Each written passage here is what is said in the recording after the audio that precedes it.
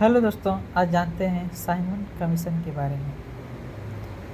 Simon commission Simon आयोग 7 British संसदों का समूह था जिसका गठन 8 नवंबर 1927 में भारत में संविधान सुधारों के अध्ययन के लिए किया गया था और इसका मुख्य कार्य ये था कि मॉन्टेग्यू चेम्सफोर्ड सुधार की जांच करना।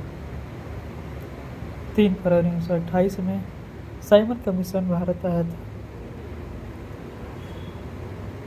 भारत आजादी आंदोलन के दौरान साइमन कमीशन वापस जाओ के नारा लगाया और जमकर विरोध किया। साइमन कमीशन के विरुद्ध होने वाले इस आंदोलन में कांग्रेस के साथ साथ मुस्लिम लीग ने भी भाग लिया। साइमन आयोग यानी कमीशन नाम इसके अध्यक्ष सर जॉन साइमन के नाम पर रखा गया था।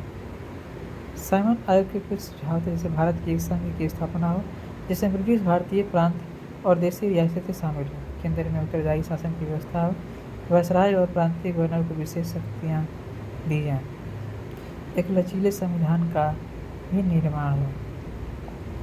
साइमन कमीशन का भारत में बहुत ही ज़्यादा विरोध हुआ था। साइमन कमीशन के ऐसे सुझाव थे जिसको भारत के नागरिकों द्वारा मानना बहुत ही कठिन था और शायद इसी वजह से भारत में इसका बहुत ही ज़्यादा विरोध हुआ था।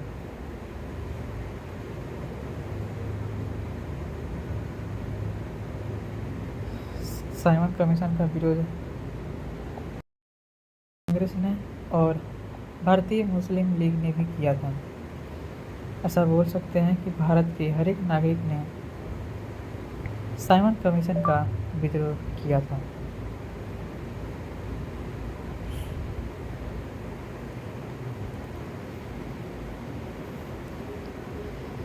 साइमन कमीशन 7 ब्रिटिशों का एक समूह था जो ब्रिटिशों द्वारा बनाया गया था और भारत में लाया गया था।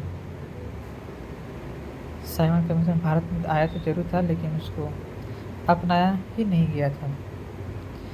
इसका विरोध भारत में इतने ज़्यादा की गई थी कि उसका कोई सीमा ही नहीं था।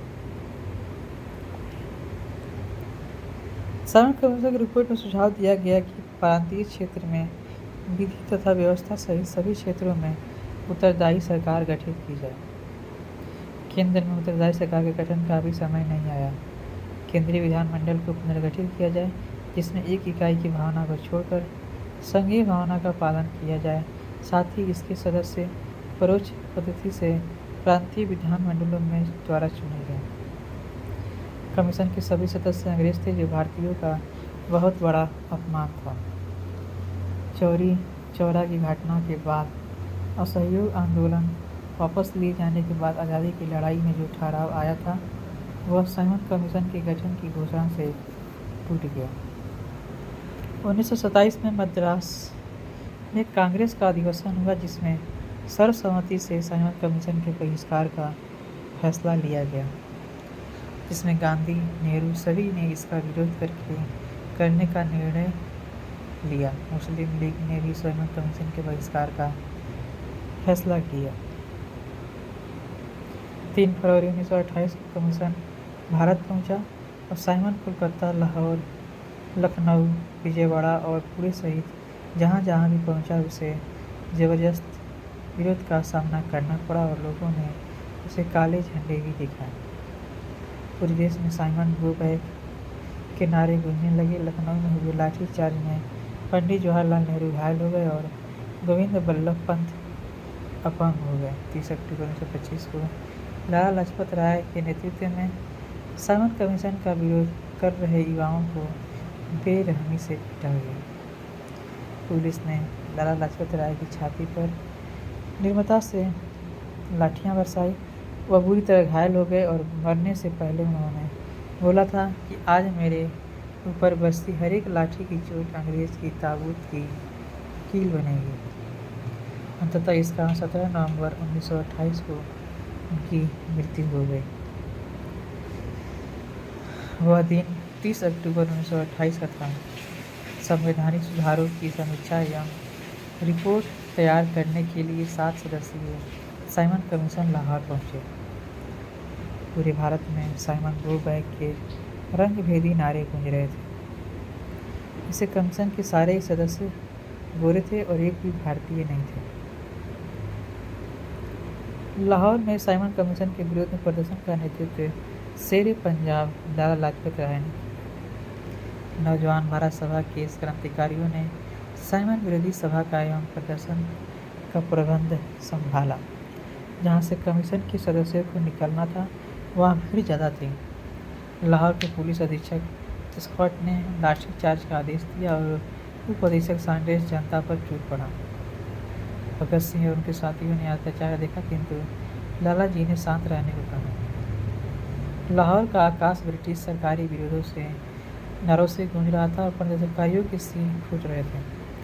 इतने में स्कॉट स्वयं लाठी से लाला लाजपत राय को निर्दयता से पीटने लगा हुआ गंभीर रूप से घायल हो गया। अंतः में उन्होंने जनसभा में सिंह गर्जना की कि मेरे शरीर पर जो लाठियां बरसाई गई हैं वे भारत ब्रिटिश के कफन की अंतिम कील साबित होगी। 18 दिन बाद 17 नवंबर 1928 को यही लाठियां लाला लाजपत राय की शहादत का कारण बनी। भगत सिंह और उनके मित्र क्रांतिकारियों की दृष्टि में यह राष्ट्र का अपमान था, जिसका प्रतिरोध केवल खून के बदले खून के सिद्धांत से लिया जा सकता था। 10 दिसंबर 1928 की रात को निर्णायक फैसले हुए। भगत सिंह, चंद्रशेखर आजाद, राजगुरु सुखदेव, जयगोपाल, दुर्गा भाभी आदि एकत्रित हुए। भगत सिंह ने कहा कि उसे मेरे हाथों से मरना चाहिए। आजाद, राजगुरु सुखदेव और जयगोपाल सहित भगत सिंह को यह काम सौंपा गया।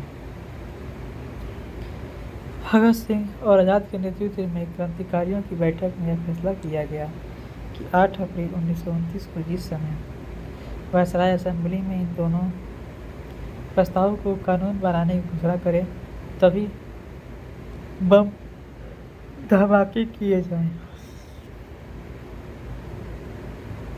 इसके लिए श्री बटुकेश्वर दत्त और विजय कुमार सिन्हा को चुना गया, किंतु बाद में भगत सिंह ने कार्य दत्त के साथ स्वयं नहीं करने का निर्णय किया। ठीक इसी समय वायसराय जन विरोधी, भारत विरोधी प्रस्तावों को कानून बनाने की घोषणा करने के लिए उठे। दत्त और भगत सिंह भी खड़े हो गए और पहला बम भगत सिंह ने और दूसरा दत्त ने फेंका और इनकलाब जिंदाबाद का नारा लगाया। एकदम खलबली मच गई। जॉर्ज शूस्टर अपनी मेज के नीचे छिप गया और सार्जेंट टेरी इतना भयभीत था कि वह इन दोनों को गिरफ्तार नहीं कर पाया। दत्त और भगत सिंह आसानी से भाग सकते थे, लेकिन वे स्वेच्छा से बंदी बने। उन्हें दिल्ली जेल में रखा गया और वहाँ मुकदमा भी चला। इसके बाद दोनों को लाहौर ले जाया गया, पर भगत सिंह को मियांवाली जेल में रखा गया। लाहौर में सैंडर्स की हत्या